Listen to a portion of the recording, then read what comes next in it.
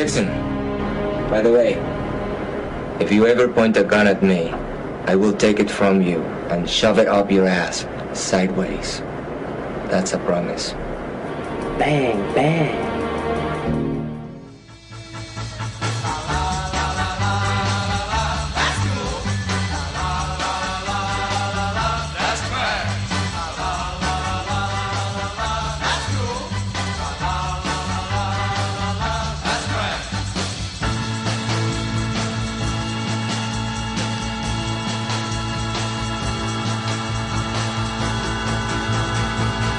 That's trash. Hello and welcome to another episode of That's Cool, That's Trash, the podcast where we watch a psychotronic movie online, then get together on Skype to break down the crazy. I'm Matt Howell. I'm Kyle. I'm Scott. And we are discussing the 1993 film Enemy Gold this week. I picked this one. It was produced by a guy named Andy Sidaris, and he apparently has a history of making this type of movie, and I'm going to go ahead and let my friend Scott here describe what this type of movie is. Well, this type of movie has guns and boobs. Actually, not necessarily in that order. Tell me more. You have my attention.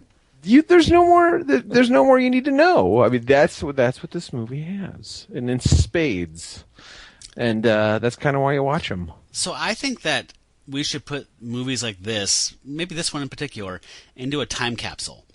Because this really does capture this late 80s, early 90s action thing. Plus there's this idea, like this kind of lame-ass, like, government, we're all federal agents, but they don't really explain what agency they're with, and they don't exist. And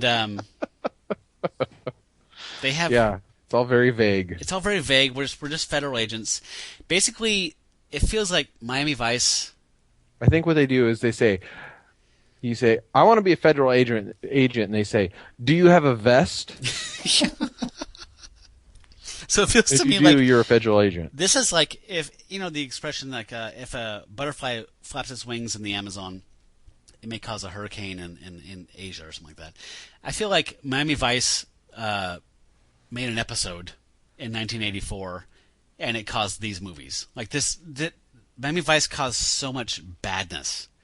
And I don't think Miami Vice was bad, but a lot of bad stuff came out of the action of the 80s and this cool, slick style stuff. So this movie is, I think, a programmer. So that, if you don't know that term, that means something that's kind of made just to sell, to fill a need. Particularly, this would be a late night need for like Cinemax or HBO or something like that, right? So yeah. This has action, lots of guns, explosions, and stuff, and lots of boobs and some.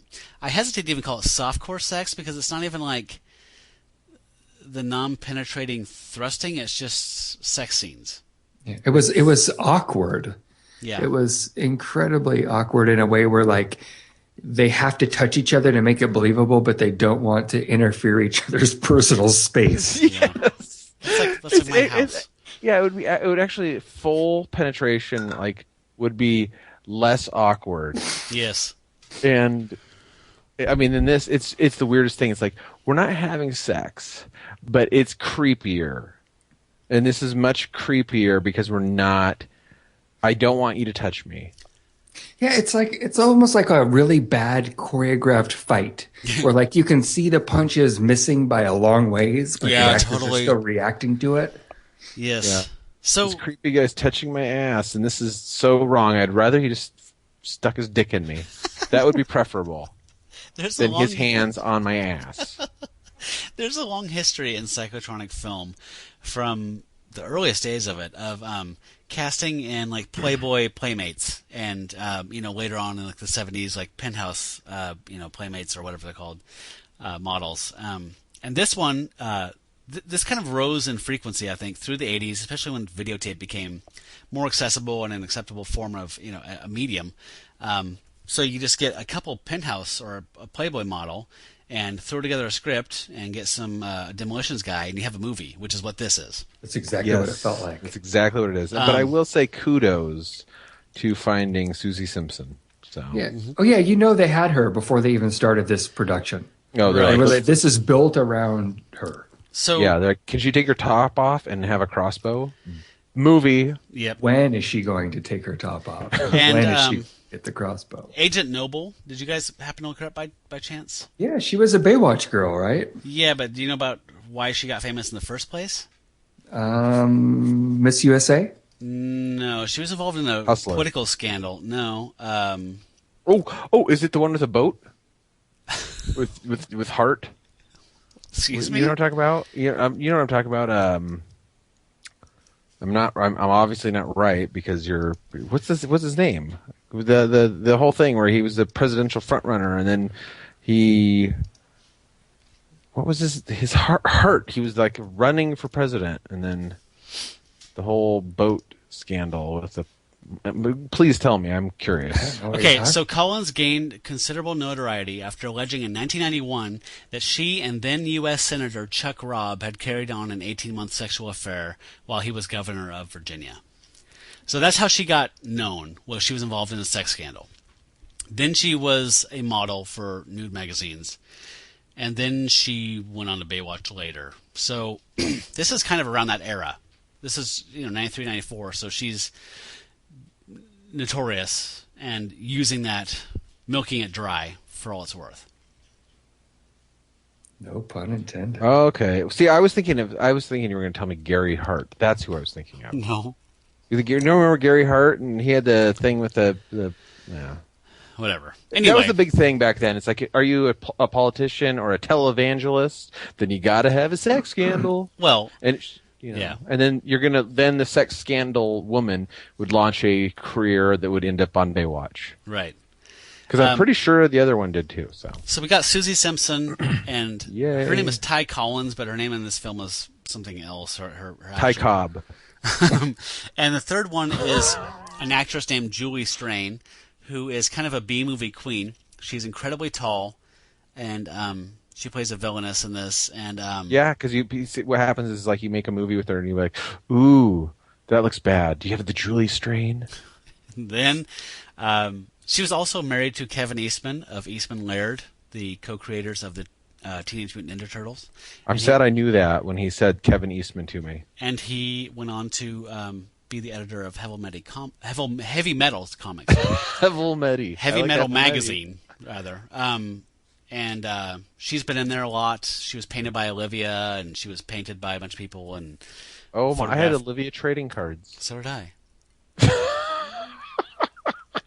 I did. I know. She works. Yeah.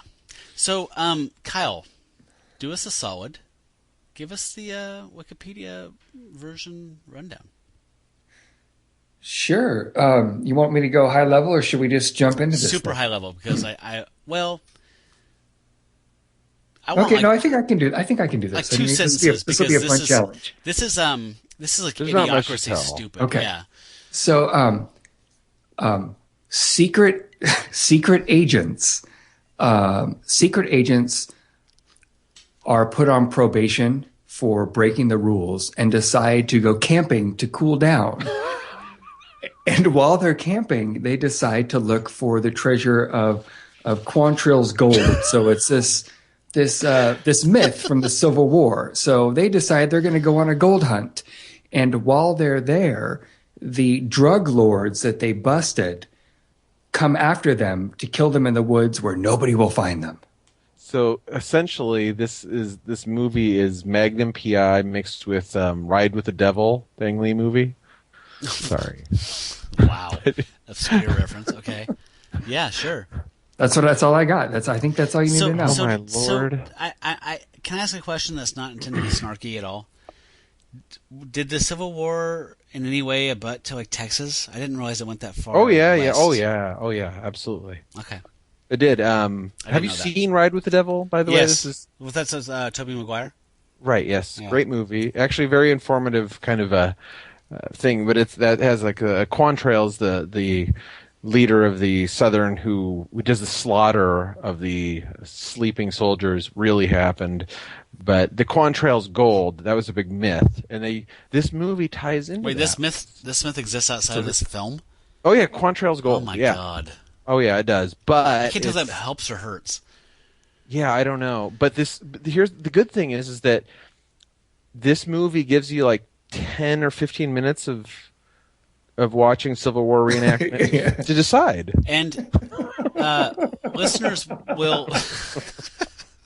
I was not expecting that, by the way, when I watched this movie. I know. And then when it came back later in the film, I was not impressed with its return.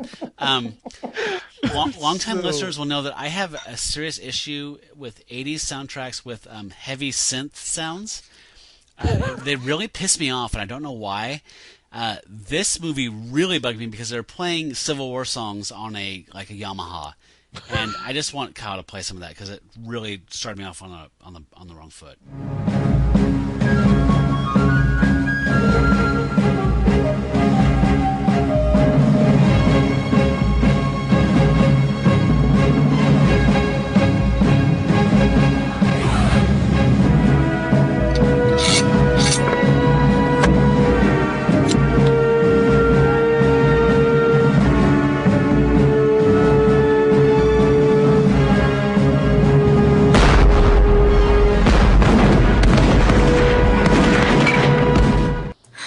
Oh, man. And I love that there's so many movies where, they make fun of it on Mystery Science Theater and stuff and riff tracks where it's like anything set in the Civil War, it's so obviously this troupe of local Civil War enthusiasts. Like, nobody looks like they're from that era at all. It's just pathetic. Like, this is just pathetic. In fairness, these people who do the reenactment don't necessarily look like they're from the early 90s. They kind of look like they're from the late 70s. Okay. So it's a step in the right direction. Yeah. So, Quantrill's... Go ahead, Kyle. I was going to say that I think that they spent so much money on black powder smoke for this intro that they couldn't even afford a full-size helicopter. That is a whirly bird. So, So Quantrill steals the gold and blah, blah. They bury it. He sticks a knife in a tree. And then we go to present day. Right. So the movie starts out with 15 minutes of Civil War reenactment. As if you weren't repelled enough. Lots of slow-mo dudes on horses. Oh, man, nothing happens, too. I mean, it does, but it doesn't. It's really very stilted, kind of awesome, kind of horrible. Mostly, actually, just horrible, but kind of so. It rides that fine line of being. What am I watching now? Am I watching the right movie? So when this cold sequence ends, we get the credit sequence. And yes. Kyle, I'm going to ask you this because I think you're more of a rap fan than Scott. Is the Enemy Gold title screen? Is that Public Enemy or is that EPMD? They stole a logo. Oh. Those red bars on the top and the bottom and the gold font. It's either EPMD. It's EPMD, right? That is EPMD, yes. It's like Strictly Business or something like that. Okay. God, I didn't notice that. I'm not crazy. Okay, good. When I was talking to Scott Eichner, who was on our last episode, I told him what movie we were watching, and this is kind of funny because this is the reaction I had. This is a little slightly off topic, but the name Enemy Gold, and he said, "Is this And he assumed he's like, "Oh, is this like some sort of ripoff of Enemy Mine?" And that's what I was expecting, and that is not what this is. No. Enemy Mine's a ripoff of itself, but nobody gets pregnant. No aliens get pregnant. Well, Enemy Mine's a ripoff of Hell in the Pacific. Enemy Mine is? Yeah, Enemy Mine is a sci-fi remake of Hell in the Pacific, a World War II movie about a Japanese soldier and an American soldier on an island. And then the Japanese soldier gets pregnant. That's the part that's not in the... the confusing sexual part. So we move into one of Kyle's favorites. I'm so happy whenever somebody has a favorite and it happens in a movie we're watching. We get to watch A Plane Taxi. Oh, I love it. Kyle loves watching Planes Taxi. I don't know why. It doesn't matter. It's like the same way dogs have to stick their head out of windows and have the wind blow through their hair. It's just He loves it. You know what? The thing I love most about it is that we really just need to see the plane for just a second. Like, you know what happens. You know that it's going to land and someone's going to get off and we're going to meet someone new. But for some reason, I don't know if I agree. the longer you see this thing happen, the more you know, okay, this plane, I mean, you watch a plane taxi. It's crazy. It really landed, though. Like, it landed so hard. Next time I come up and visit, I'm going to take you over to PDX and we're going to watch some planes taxi. It's not the same, man. What happens next? So we get to see a car drive, and we get to hear some fucking badass music. Music is a huge part of this film, you guys. The 90s were all about attitude. And totally. This music has a lot of attitude. There's some ZZ Top stank on this. I got a question. When they go to a strip club, there's some Motley Crue stank. How bad did you want to get a pair of blades after you watched this movie? There's Oakley's on the female lead. Oakley blades. So, Damn. and there's also some 90210. Can we hear some of the opening song when the plane is, or when the car is leaving the airport?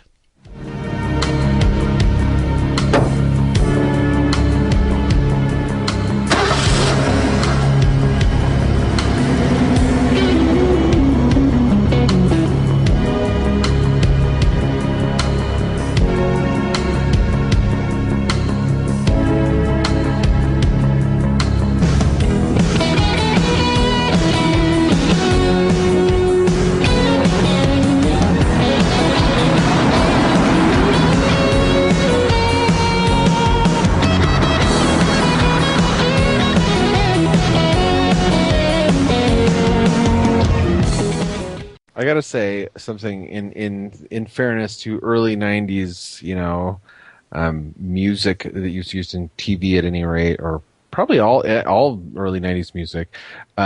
It makes me feel like I have an erection. Like I'm not gonna get laid. I just have a giant erection. Don't know what to do with Power it. of music. That dude. was the It's perfect power. music for this film, then, because this is the blue balls of movies. Truly. This opening title scene was awesome. You have juxtaposition of this woman driving like some kind of a fancy Porsche and a dude like loading different weapons. Like right. one clip, he's loading a pistol, and then you see the girl, and then he's loading a shotgun. Then you go back to the girl. Then he's got a fucking crossbow. Lots of Then you go crosscuts. back to the girl. Then there's a shotgun. It just keeps escalating. Perfect. It's perfect. And there's going to be hand on an ass, but nobody's getting laid. So I think we can skip ahead to where she arrives at a destination. She pulls out that little tool that spies always have. They insert into a lock and pump this trigger, and it somehow opens it up. And Yeah, what the hell is that? We realized, I don't know, but we realized through cross-cutting that this is the same place that the guys have been loading up the weapons. And I think we have a clip of when she enters. Freeze.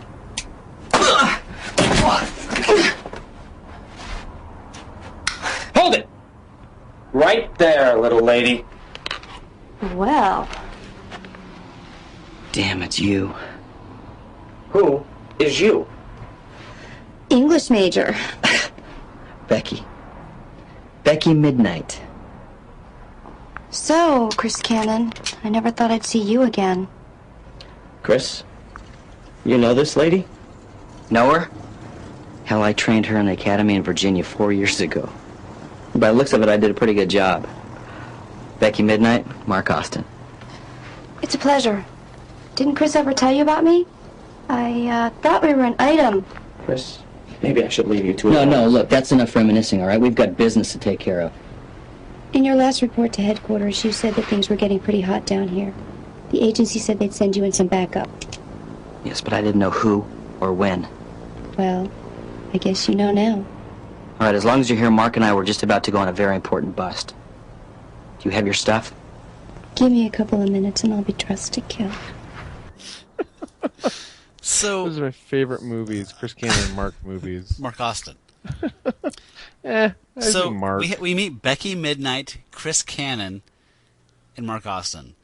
So, taking into account their acting abilities, my immediate impression is a couple porn stars got together a little nest egg, a nut, and decided, let's make that leap from screwing on screen to being stars of films.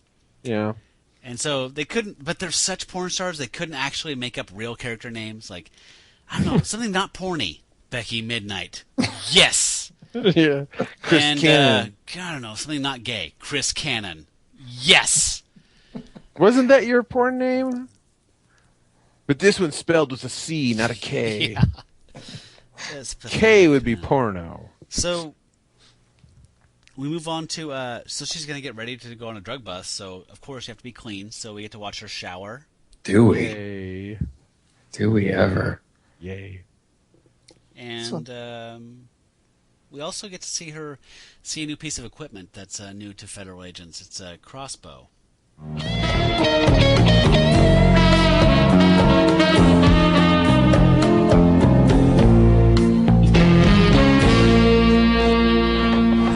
Becky, are you familiar with this crossbow? It's the latest in sawn assault weapons technology. The tip of this arrow explodes 3 seconds after penetration. Reminds me of an old boyfriend. Look, this is serious business. This isn't some sort of training exercise. Yes, sir. I've got a plan.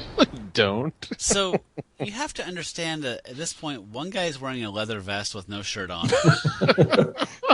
I forget what the other guy's wearing, but He's wearing a top. vest of some sort. when I He's say wearing a these tank are, top. when I say a tank top, thank you, like a camo tank top or something. When I say these guys are all porn stars, I'm not kidding. Like they look like they were walked off a porn set and said, "Let's make this action movie next." And see, I would totally believe you, except for there's no sex in this movie. They're getting away from that, Scott. You don't understand. It's like when remember Meryl Streep Okay, made the do leap that. from blowing dudes to doing like Sophie's Choice. She's like, I'm not doing the blowing, and it was a rough transition, but she got there. You know. Yeah, I got you. You know, for our All right. viewers, Fair for our enough. listeners, I need to let you guys know, if you are a fan of sleeves, do not Don't watch watch this this This show. is a waste of time. Waste of time if you like sleeves. So what was happening in the 90s? Like everybody's feeling all restricted. Like, God, these fucking sleeves are always in my way. I'm so sick of Reaganomics. Just gotta get these sleeves off. I can't do my bust. I can't make a bust with these fucking sleeves, you guys. Yeah. That's how you know you're a federal agent, though. Take off the sleeves. Deep, man. These guys are so deep undercover that when they show up at the bust, these two fucking redneck assholes don't even know what's going to happen. They Go ahead. send Becky in there in this way where she's like, "Oh, look at me. I'm just a sweet little thing." And It's I called need Daisy some help." Duking, but yeah. Daisy Duke. Ooh, she's good. She's great, Daisy Duke. Here's the funny thing about this movie. Is I watched this, and I kind of actually think that was fairly accurate. And this is what kind of being a federal agent, or being in any branch of the FBI or CIA or whatever Task Force America was about. Until the X-Files came on, and then you had to wear a suit and try to act like smart and stuff. Professional? Yeah, and act professional. They're like, fucking X-Files ruined it. Like you're not a male prostitute? Yeah. Hey, And they're like, we gotta wear wanna party? vests. Exactly, we want to party? Now we can't wear vests anymore. This is why other Damn you, countries hate Mulder. us. Yeah, you're right, Kyle. Because But this you know is what, what, they this is see what this you shit wear to and the they're Eiffel like- Tower or the Louvre. I wish I could say you were right, but I actually think you're wrong. This is why other countries used to love us. Some of them. There's certain ones that really love this, and then others that are like, your cops don't even have sleeves. Our secret agents wear black and beat the fuck out of No, us. I'll tell you right now, Putin would be like all in line if he was like, your agents wear vests. But now you wear pussy suits, Possibly. I think so. I think the world respected us when we acted like we were a bunch of fucking dicks. And now we're all, hey, come on, let's all be together and friendly. It doesn't work. You see We're not- my shoulders, I see your shoulders. Yes. Show how No big more our hiding shoulders are. behind the sleeves. First, also, apparently people are really into lifting weights. So there's also that. Fuck yeah, bro. Yeah. Brah. And just as a side note before I forget, if you're a fan of Enemy Gold and of Chris Cannon and Mark Austin, they team up again for a film called Dallas Connection a year later, which is also available online to watch. Ooh. And Julie Strain is in it, but not the same character. What about Susie Simpson? Nope. So these Sidaris guys really had a stable going, huh? Yeah. They were Right up until they started writing. David, totally. And Amy. And Amy ruined it. They are a talented family. Ruined it. They ruined it. Cal, set up this bust, because Oh, I was into it. you know who might be able to set this up for us? Let's let the actors kind of speak for themselves. Actually, just a little bit of a setup here. We now that we have the beautiful Becky at Midnight, the boys are like, we got to give them the old standard. We're going to send Becky in there. She's going to seduce and kind of release the tension, and then that's going to give us an opportunity to kind of slip in the back. Or actually not release the tension. Yeah. Or build the tension up and just make it Yes. angry. So, we have this clip that I'd love to play about these two cousins that we meet when she pulls up, and then we can dive into some of the bust here. The bust. It's very Not a pun. It's all fraught with sexuality, Kyle. Is that intended? Hey, lady, can't you read? No trespassing. Sorry, boys. I was just out for a little drive, and somehow I got lost. Darling, this is private property. You ain't got no business being out here. Awfully hot out here.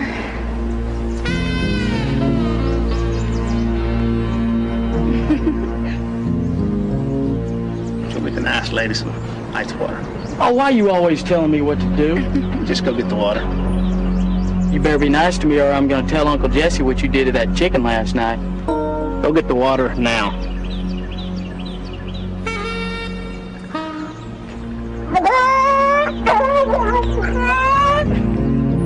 Don't mind him. His parents is cousins. And we're cousins, so that makes us super inbred. Perfect. You think they're cousins, Kyle? Well, you made a reference to the Uncle Jesse, so I don't know. Oh, I thought he meant he was employed there because his Uncle Jesse, and that dude was also an employee. And I'll tell Uncle Jesse what you did to that chicken last night. So that makes him crazy cooter. Hey guys, at what age do you need a musical cue to reinforce the boobs that are on screen? Like What when age? when do when do you need that? As a viewer, I'm sure you're saying. Yeah, like right now, like there could be no sound at all when the boobs come on. I know exactly how I'm supposed to feel about it. Yep. But I noticed in this movie, there's lots of reinforcing of the boobs with this kind of terrible saxophone. Do-do-do-do. Get a boner. And I love how like that music.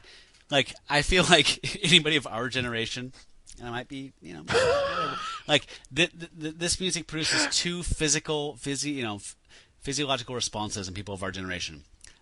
One, your member becomes engorged with blood. Mm-hmm. Two, your ears become like Daredevil level, like super acute, like where you could hear your parents like turn over in bed, like. Okay, I can switch it to Nickelodeon really quick. Yep. That's what I thought of when I saw this. Totally. Maybe that's what it is. It's a musical cue for you to be on alert. Yeah. It's Be on not alert. so much about Be on the turn alert. good call. Tug, tug, tug, tug, tug. Turn it. It's a good call. No, they're not. Sure. Turn it back. Tug, tug, tug, tug, tug. Wait. Turn it. Oh, And this whole movie is that. Yep. Tug, Yeah. tug, turn.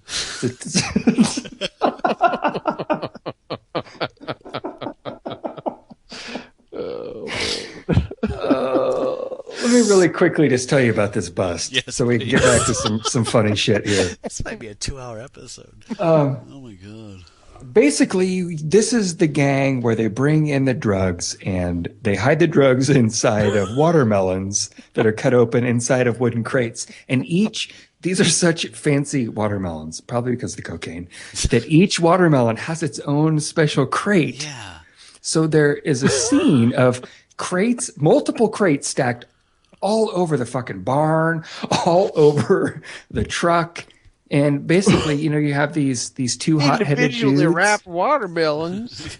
God, let's just throw the federales off. These guys come in there and they just blow up fucking watermelon juice is flying everywhere. But even Becky gets in on the action. She gets the crossbow out, the penetrating crossbow. She's blowing up some shit. Anyway, you should just watch it. Pretend you're at Whole Foods. But we find out that that these watermelons are actually run by in control of Santiago, who is kind of running this whole gang. The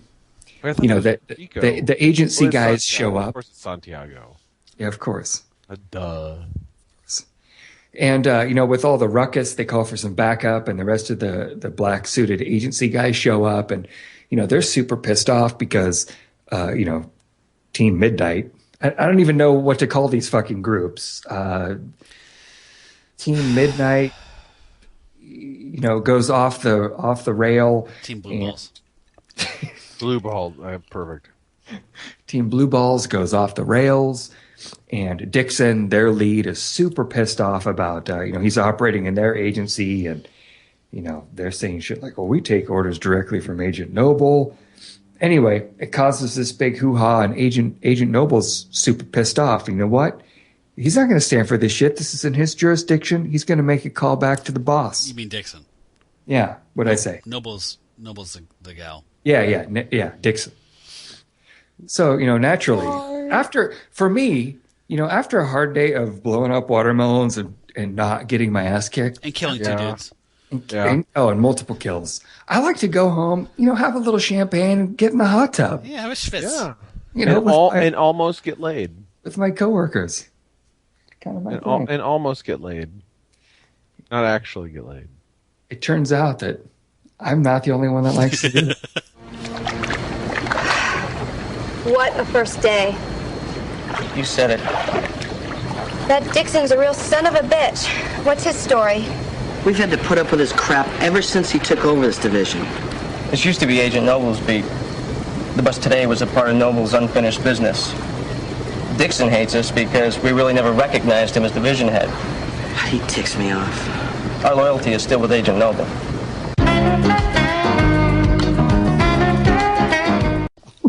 That's my favorite music. That's where it ends? That's DC music? Oh, my God. That abrupt transition. First of all, you have exposition theater happening. What a first day. Becky, you're not familiar with our operations, so I'm going to explain to you and the viewers what's happening. We don't like Dixon. We like Noble. Blah, blah, blah. And then this abrupt cut to... I love that. That's how I think that it encapsulates like life really well. So life is Kenny G with gas? Yep. I'm kind of waiting for something to happen. Something just happened, and I'm dealing with it. So So you heard the DC theme. We see the Capitol building. Right. The White House and the Capitol building and the Washington Monument or something. And then... 5 different establishing shots to make sure that we know they're in DC. And then we see I thought they were tits. trying to tell us, who's in control here. Then we see boobs, right? Yes. Isn't it immediately sauna boobs or shower boobs? Yeah, I think some oiling of boobs. Actually, I think it's a sauna. I think it's a sauna boob. I think they're supposed to be sweaty, but I think they're oiled. Okay, so this is connoisseur. This is Agent Noble, the former. The hierarchy kind of escapes me, but it clearly. If you want to go back to the most important part of the hot tub scene was Susie's bikini. Yeah, we can move on. It's a nice Stars flag. and Stripes. Right, Stars and Stripes. Oh, okay, right, now we it can was. move on. That's what we need to be. America. What's the next clip, Kyle? I think we should just start flying through the clips because this is ridiculous. Right. This movie is ridiculous. Let's just get something out of the way. This movie is like. I'm trying to think of a way to describe it. It seemed like it'd be an idiocracy or something like that. Oh yeah. It's just even to the lowest common denominator, it's stupid. Stupid. The thing that amazed me about this film was that they tried so hard to do quips. I think the worst thing that happened to cinema was having Sean Connery as James Bond make quips, because everyone tried to make quips in action movies after that. Went through like Schwarzenegger and all that shit, and then like we get to this stuff where the quips don't even make sense, but they're just trying to make them. At one point, these characters are camping. The chick, Becky Midnight, has been complaining about having to piss in the bushes, and then they find a hunting lodge. And she says, "Is there a toilet?" And he goes, "Yeah, and there's also a shower." And she goes, "Well, aren't I the lucky girl?" What the fuck does that mean? Why would you? She's gonna piss in the shower. What does that mean? Seriously. So she hates pissing out in the woods. She asks if there's a toilet. They say, "Yeah, there's even a shower." Well, aren't I the lucky girl? That doesn't make any sense. She's gonna pee in the shower. Why would she be making a snarky comment about having something she wants? Like, I love it. All of the quips in this make no sense. But here's my thing. Like, they thought they were being clever, and they were just nonsense. When I was watching this movie, though, I was, like I heard what was going on and everything, but I was just waiting to see boobs. Well, that's the idea. I know. Yes. But, okay, sorry. They got that point right. Yeah. All right. So play the next clip. Let's go to Santiago.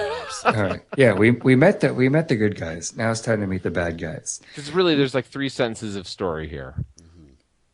Like all bad guys, these guys hang out in a strip club. Mm-hmm. So Matt had made a reference to this earlier. So let's listen to a little bit of the That's 90s why I don't like style going to strip clubs. Motley. I feel like a villain. Crew. Ladies and gentlemen, let's give it up for Destiny.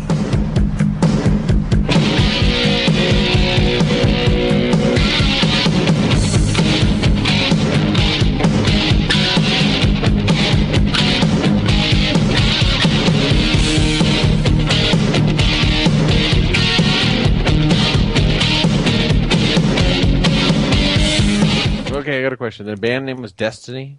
No. No, Kyle was... Oh, because that's horrible, because it should be like Destiny's stepfather. No, he was kind of doing the DJ at a strip club. Thank you. Oh, that makes so much more sense. All right, folks, now. let's give it up for Destiny. She's working for tips tonight, so be kind. Okay. Gotcha. That I've been to a strip club in a long time. Me neither, but that's how it was in the 90s.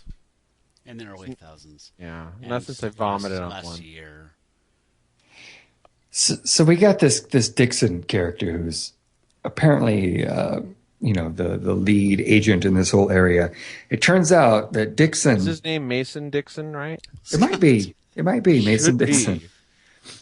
Dixon is directly working with Santiago. So let's hear a little clip of these two kind of going back and forth a little bit. He'd be rotting in some federal prison. Let me give you a piece of advice, Dixon.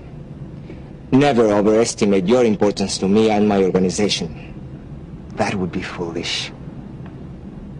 And you should never overestimate my tolerance of you. That would be bad for your health.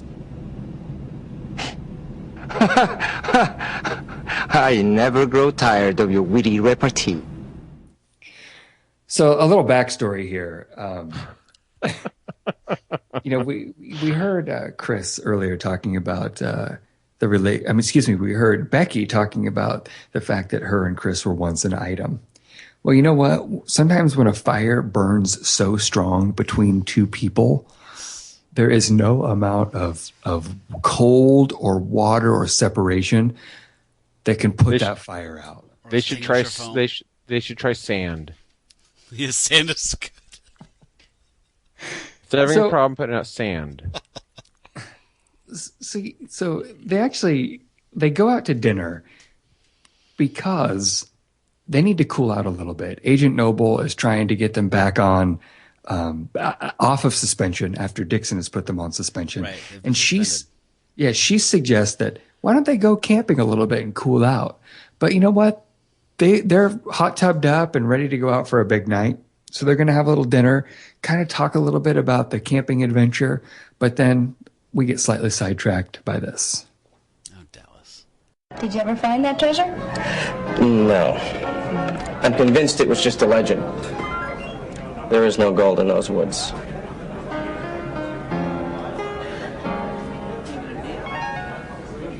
I know this sounds crazy, but I think they're playing our song.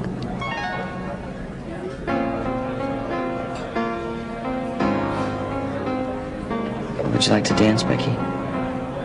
I would love to.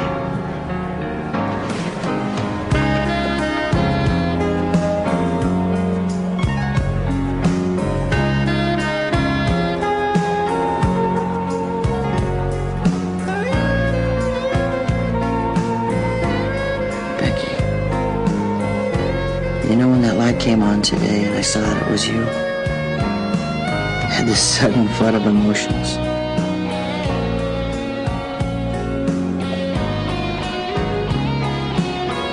I know. I felt the same way. I just hope we can put our emotions aside and concentrate on our mission. We're both professionals. Not a week goes by that I don't say those words, by the way. I'm going to say that to my wife every morning. I hope we can put emotions aside and concentrate on the mission. So there's a little bit of bliss. There's a sex scene after that, yeah? Oh, Not super really. awkward sex scene. Super awkward. Simulated sex. In the meantime, It's hard to be modern. Senor Santiago has called in a pro. Not a pro prostitute. A professional assassin. He wants to clean up this mess.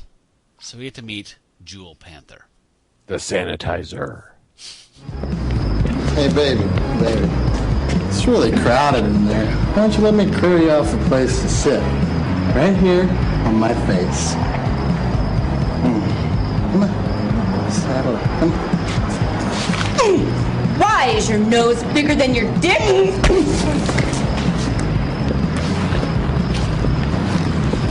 Whoa. The way that she delivers that line really turns it into an actual question instead of a sarcastic remark. It's not rhetorical the way she delivers it. Why is your nose bigger than your dick? Every line that she delivers is kind of an existential question. It's like waiting for Godot. So she heads on in. Do we have more? Because if you haven't seen this, you need to. But she's I say that every show. She's like 6'3", and curvy as all hell. But she can't act to save her life. No. But she was a model in a new magazine once. Oh. So what's our next clip? She's qualified. You know what? She's got a funny side, too. Let's hear a little bit about her. Yeah. Come in. Jewel Panther. You are as beautiful as you are deadly. Santiago, it's been a long time.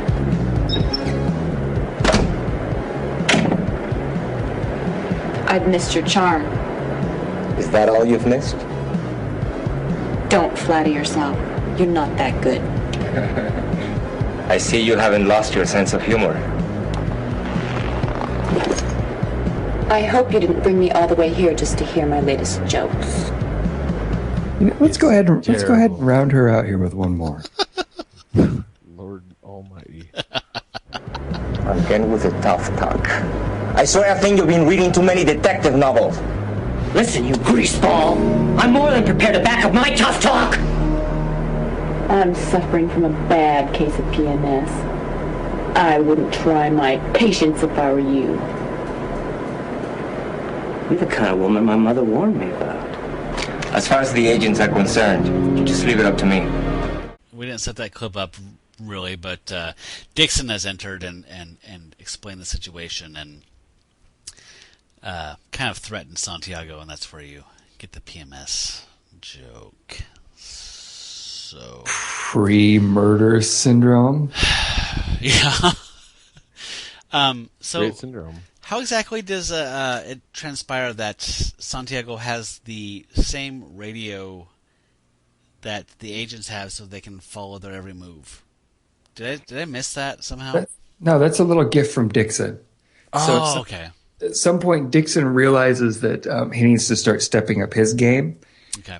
And instead of directly killing the agents, he says, well, let me give you a radio so you can at least track their whereabouts. Okay. So I think the next clip kind of leads right into there. Perfect. This is the perfect opportunity to take care of those meddling agents. They will be out in the middle of nowhere.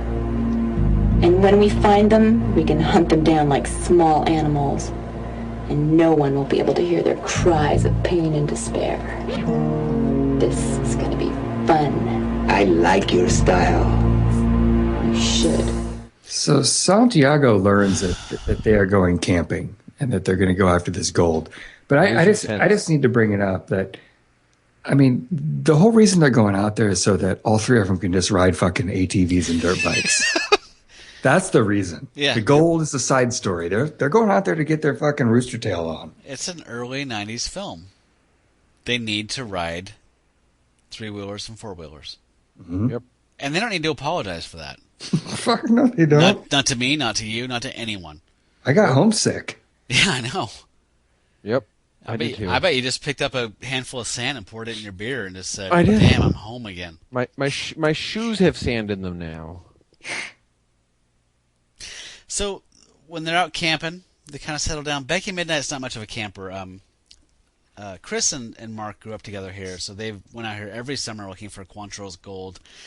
And Becky's not much of a camper, and she says, where do I pee? They say, any bush. So she walks off, and she starts to urinate and then screams because she finds a skull under a log. And come to find out, that is one of Quantrill's men, and his diary is with his corpse. And there's also a map. Some sort of a diary. Do you see any dates? The last entry is dated February 20th, 1865. Can you make out anything else?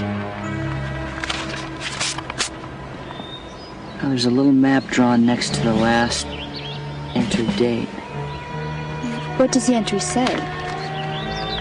Something about a robbery, burying something, and... What? What does it say? You guys aren't going to believe this, but I think we just found the treasure map to Quantrill's gold.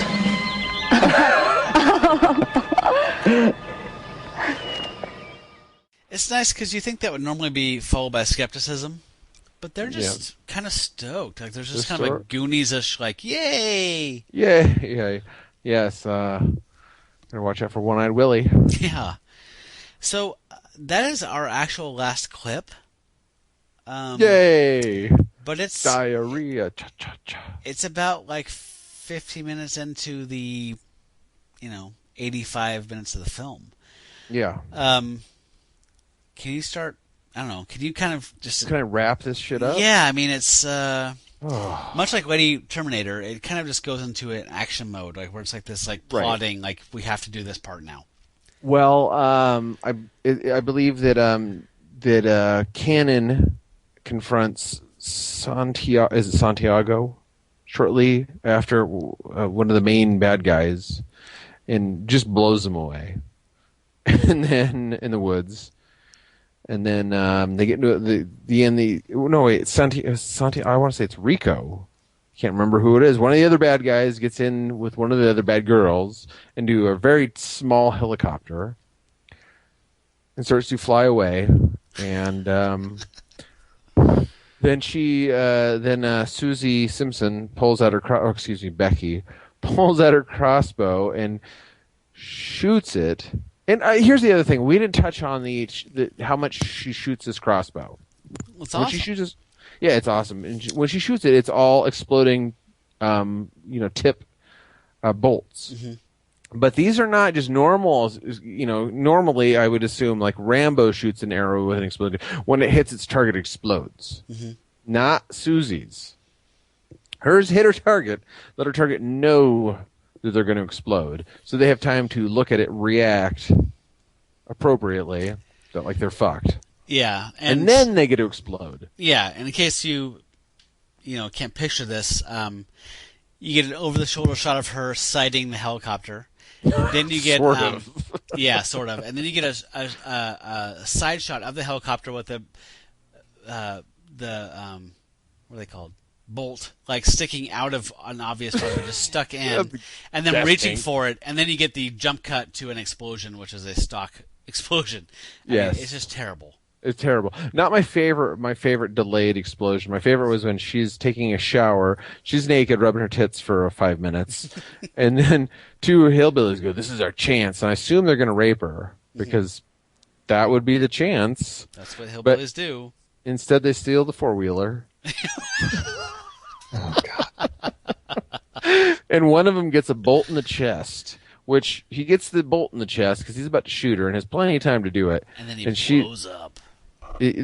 Delayed. He has lots of time to think about it before, and then she's all, "Fuck yeah, yeah!"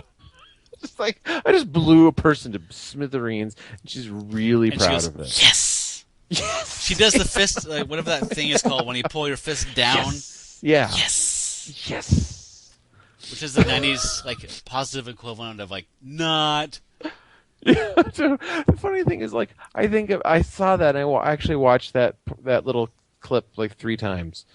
My balls are sufficiently blue, but the reaction is the funniest thing because I watched it. And I thought, I'm like, if I just shot someone with an arrow and they exploded like this guy does, Yeah.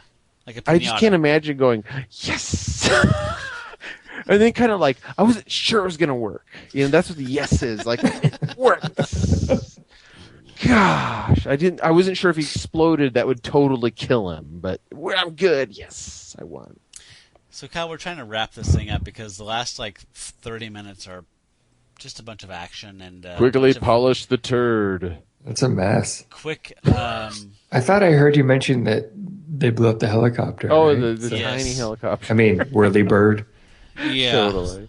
I'm pretty sure it was a kit copter. So can I mention something real quick? The odd thing to me was Santiago dies, the helicopter blows up, they've killed the henchman, they've recovered the gold, Dixon's dead, like all the loose ends are tied up. And then I look at the timer on the YouTube playback and there's 8 minutes left. So I'm like, what the hell is going to happen next? Sex scene. Who puts a sex scene after a narrative climax? It makes no sense. There's no that point. Is an odd choice. There's no point in having a sex scene after you've had When a climax. helicopter explodes, that's visual language for "I just blew my wad." I just blew my wad. So to have two characters make out and dry hump, Yeah, and pretend to fornicate. it makes no sense. Awkwardly pretend to fornicate, by the way. Yeah. And then there's a, as if this weren't bad enough, there's the bad, ending with a joke, kind of like Police Squad or something like that. They get the call or whatever that there's a new director for them, and it's Agent Noble, and they're sitting in the hot tub drinking champagne or whatever, and she's like, Of course. "Yeah, and you guys have gotten lazy and flabby and weak, and I'm going to fix that, and you're going to do a lot of training." And they're kind of looking like, "Wait, what?" And she's like, "Just kidding." And they'll clink glasses, and it's over. Oh, that's right. That whole training line was a reference from that love scene, right? Yeah. Like special train. You need special training. Yes. All you need is love. Yes, I love when people call back to their sex talk. Like when you're having dinner with your friends, and yeah, and then you have some special training. And they'll look at you like, yeah? And I'm like, I have no idea what you're talking about. Yeah. Weren't you there? What else do you want to say about this? That's it. I mean, when you end your movie in a hot tub with a fucking champagne toast, you've made it. Yeah. You made something. Kyle? Wet mess. Pass judgment. Despite the Porsche, the classic car, the SUV, the Corvette, the dirt bike, the ATV, the helicopter, and the speedboats, and the bikini, lingerie, camo, leather, mom jeans, tank tops, Camel toes. sleeveless tees, tits and ass, Crossbows. It's like Billy Joel, We Didn't Start the Fire for the 90s. It's got it all. It's got everything. and it has nothing. An erotic sex scene swordplay in a leather outfit with boobs hanging out. Oh my God. This wasn't really my thing. I forgot about that. I forgot that when the assassin was really close to her prey, they built a fire and camped out, and she did sexy sword strip dancing. Yep. And then they fucked. Her and Santiago just couldn't hold it back anymore. Let's be clear. Totally block that out. They poorly simulated, awkwardly, uncomfortably fucked. Okay, so Kyle was saying this isn't his thing. Proceed. Yeah, not my thing, man. I can't get into it. It feels, it's so cheap and so transparent that there's nothing there. Like even with Lady Terminator, like to me that, when you try and make it this fun thing, I enjoy that. This is just, it's too thin for me. It's just too much TNA with that and too little sleeves. It's a live action movie poster. Yes, it really is. I gotta go trash on this one. Okay. Definition of trash. Exactly. It's a live action movie poster. You see one of those crazy cheesy posters and you're like, this movie encompasses one of those posters perfectly. It's just there's nothing. That's all there is. You look on the other side and there's nothing. I mean, the sex is unsatisfactory. The violence is unsatisfactory. The tits are nice, but they're only going to get you so far. There was a time, when I could have tugged one or rubbed one to this, but I'm too old and I've got many more fetishes from other movies. Yeah, I'm so jaded. I've watched too many other movies doing this show. This doesn't do it for me anymore. It's just the weird video quality. I mean, it's just fucking horrible. Say the words. It's trash. Okay. I'm going to join you guys on the side of the fence here. This, I agree with my earlier sentiment that this looks and feels and sounds and smells like a bunch of porn stars trying to make a go of it and make an action movie. It is brainless. It is harmless. It's like cotton candy. It's totally harmless, and the boobs are nice, but there's no soul back there. There's no tortured fertilizer salesman who's trying to be a filmmaker. There's no. It seems very just cheap to me. You know what I mean? There's no like, I want to make it in pictures. This is my story I want to tell. That's not there. This feels like a programmer, and so it's trash. I gotta say, your review is very generous. Thank you. I consider myself a very generous person, much like it was very generous. Yeah. So, can anyone offer an antidote? I have one that came up earlier in our conversation. Is it Fart the movie? No, Scott, don't blow that. Just keep that under your hat. So, just because of talking about the cheapness of this and the kind of sleaziness, it came up. Kyle mentioned something about the 90s and the this just being like a made-to-order kind of film. And I was saying, well, this didn't start in the 90s. This started in the 80s. And I recommended a documentary about the rise and fall of VHS and just home video in general. Very entertaining movie. It's called Rewind This, and you can watch it on Hulu.com for free. And it's a great doc about this kind of rise in these films of the 80s where basically there's home video was a new market and they had shelves to fill and people filled those shelves, and that is why we're here today in large part. So check out Rewind This. It's a great film and very entertaining documentary, very enlightening. I'm excited to see this. Yeah, you'll love it. I think you mentioned this to me a couple of times. Yeah, I recommend it to you. So any final words, guys, before I move on to the next project? Yes, actually, I have one more recommendation real quick. Cool. This is totally has nothing to do with anything, but if is a fan of good movies, go see Captain America: Winter Soldier if you haven't. This is for our listeners out there that this is nothing to do with anything else, but I just had to throw that out there. Sorry, it's so good. I'll second that. I've seen it twice. So good. If you saw the first Captain America solo film and thought, not for me, this is not that, it's amazing. Robert Redford's in it. There you go. Yeah. I mean, it's good. So, yes. Anyway. back to topic. Next week or 2 weeks from now. So next up, we have a film from a director that Kyle and I have been longtime fans of. He is considered the godfather of gore since the early 60s. He was I believe he was a salesman who saw a need, saying that basically that there's this drive-in market and there's people who would love to see gory, terrible things, and they're not making those films, so I'm going to do that. And his name is Herschel Gordon Lewis. He's often called H.G. Lewis. He's most known for Blood Feast. Is that the one, Kyle? Wait, the Egyptian and the cannibals. Blood Algebra. I think Blood Feast is right. And then 2000 Maniacs is also the one he's well known for. 2000 Maniacs or 10,000 Maniacs? No, the band 10,000 Maniacs got their name from the film 2000 Maniacs. It's why'd they change it to 10,000? I don't know. It doesn't make any sense. It does. I don't right. know. Okay. But it sounds they're rolled both a little great better, films. maybe. You can see both of these online recently. They weren't available before. We're watching one later from his career, early 70s, called The Gore Girls. And this is, if you don't know H.G. Lewis, he, capitalized on gore.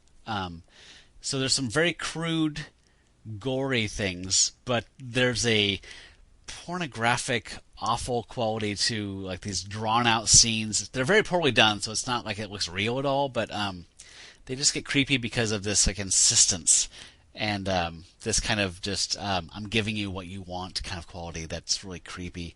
I think I have a clip, so I'm going to play a little bit of this right now. Hold on, I just want to say, just for our listeners, that's where we're going.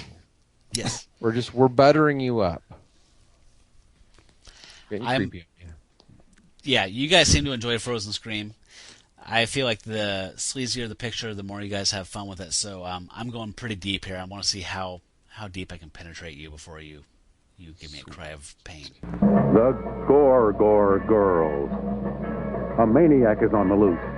A killer whose lust for blood threatens more than the lives of every pretty girl. Never in the history of motion pictures have there been scenes such as these. We caution parents that no one under 17 will be admitted. The Gore Girls. Unquestionably, you'll be talking about it for years. Those who have seen the Gore Girls agree it's the most brutal, the most outrageous, the bloodiest film ever produced. Starring Frank Kress, Amy Farrell, Penny Youngman. Special effects by the same perverted madmen who brought you Blood Feast, 2000 Maniacs, The Gruesome Twosome. Nothing has ever stripped your nerves as screamingly raw as the Gore Girls in startling color. The Gore Girls. The Gore Girls. I have noticed that we're slowly getting more and more boobs and sex and weirdness, like just recently, because we managed to avoid it for quite a while. Jeez. Have you seen Invasion of the Bee Girls, Scott? No, I've not. I need to watch it. I've been going to watch it. I've been so fucking busy. But so yes, this is the one you're doing the riff tracks of. Yeah. Yeah, and so I have not made it a priority because I'm always like trying to get around to watching what we're going to do for our show until the last minute. I understand. God, have the last couple of weeks been... Oh, sorry. We should wrap this show up. Yeah. No, it's... Okay, let's wrap this up, then we'll go. Thanks, everybody, for listening, and join us in 2 weeks for the Gore Girls. For That's Cool, That's Trash, I'm Matt Howell. I'm Kyle. I'm Scott. And you folks out there, stay trashy. That's cool.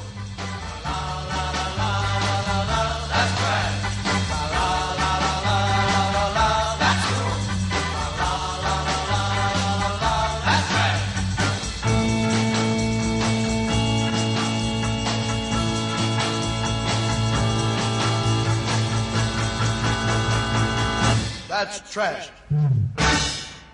It's garbage, folks. And when we find them, we can hunt them down like small animals. And no one will be able to hear their cries of pain and despair.